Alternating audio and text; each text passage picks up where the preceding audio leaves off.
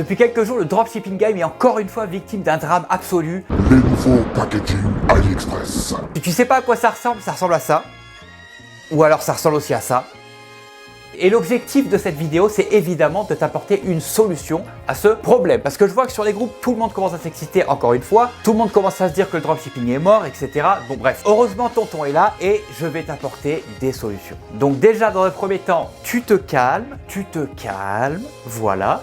Tu t'installes confortablement, tu prends un petit papier et un crayon et je vais te donner les solutions. Avant de t'expliquer tout ça, bien évidemment, n'oublie pas de lâcher ton pouce bleu, de t'abonner à la chaîne. Si tu fais partie des 50% de touristes qui passent comme ça, pouf pouf pouf, qui regardent les vidéos et qui ne s'abonnent jamais, et évidemment, active la petite clochounette. Voilà, maintenant c'est parti, on rentre dans le vif du sujet. Il faut bien comprendre comment fonctionne le système d'AliExpress. AliExpress, c'est une marketplace, donc ça veut dire qu'il y a des vendeurs qui vendent leurs produits sur AliExpress. Et certains d'entre eux font du dropshipping avec toi, comme toi tu fais du dropshipping avec tes clients. Donc AliExpress, c'est souvent déjà des intermédiaires. Toi, tu es un intermédiaire, mais eux, c'est déjà un intermédiaire d'intermédiaire. Tu vois ce que je veux dire? Donc il faut bien comprendre ça. Il y a plusieurs étapes dans le processus d'AliExpress. Concernant les emballages, tu vas te retrouver dans les situations suivantes. Ou alors ton fournisseur envoie directement lui-même les produits, ou alors ton fournisseur envoie ça à AliExpress qui, eux, envoient les produits. Dans le cas où ton fournisseur gère tout de A à Z, ben, c'est pas compliqué, tu as juste à discuter avec lui et à trouver un arrangement et lui donner un petit peu tes recommandations. Et si c'est pas le cas et que, mettons, c'est lui qui envoie, putain de merde!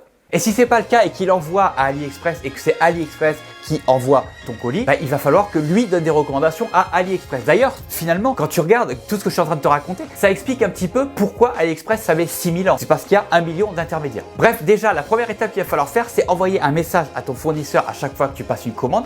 Alors, tu peux le faire manuellement si tu passes tes commandes manuellement, ou alors tu peux l'automatiser avec DSR et je vais te montrer ça après. Et voilà ce que tu vas lui dire. Tu vas lui dire, écoute-moi bien la putain race de la de toi, si jamais je reçois un putain de colis avec ton truc AliExpress marqué dessus, je te pète les dents. Par exemple, ou alors tu peux lui dire en manière plus polie, je fais du dropshipping, s'il vous plaît, ne mettez pas de publicité dans les emballages et ne mettez pas d'emballage avec le logo d'AliExpress. Je vais te donner la phrase en anglais tout à l'heure, hein, t'inquiète pas. Il faut absolument lui dire de ne pas mettre l'emballage AliExpress parce que tu fais du dropshipping et que pour que le business soit répété, donc pour que tu continues à travailler avec lui, il faut absolument que ça n'arrive pas. Et la deuxième étape, ça va être de commander ton produit pour vérifier qu'il a bien pris en compte ce que tu lui as dit ou alors s'il en a fait qu'à sa tête et qu'il en a rien à foutre de ce que tu lui racontes. Si jamais il s'en tape, eh ben, tu vas en trouver un autre et tu vas refaire le même processus jusqu'à ce que tu trouves un fournisseur qui écoute ce que tu lui dis et qui est un minimum commerçant. Parce que malheureusement, sur AliExpress, tous les fournisseurs ne sont pas commerçants. Il y en a qui sont très bien et il y en a qui sont très cons. Évidemment, une autre solution, ce serait tout simplement de trouver un autre fournisseur qu'AliExpress,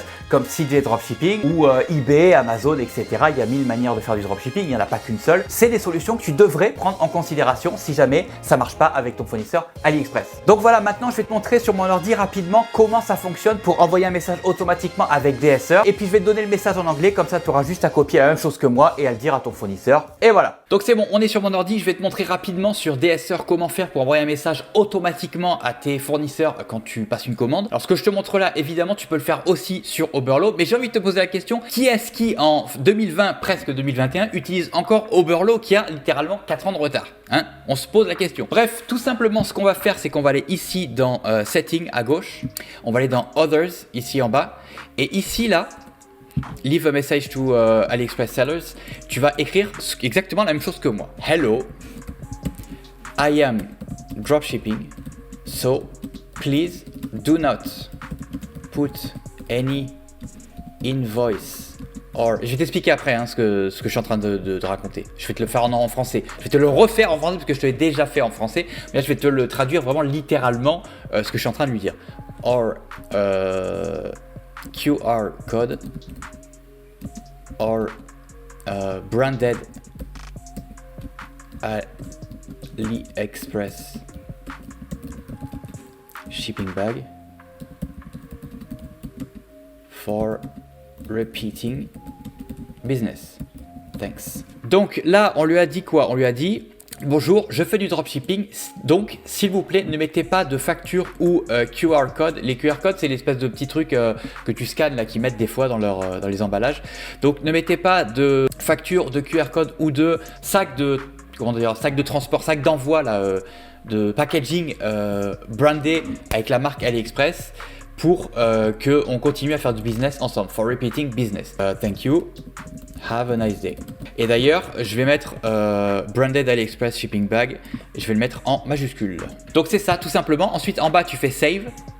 Et voilà, tu vois, il t'a dit message saved, machin. Donc c'est tout bon. Maintenant, à chaque fois que tu vas passer une commande sur AliExpress, bah, tout simplement, ton fournisseur va recevoir ce message. Donc si il fait bien son travail, tu ne recevras ni facture dans le package, ni QR code, ni sac avec marqué AliExpress dessus.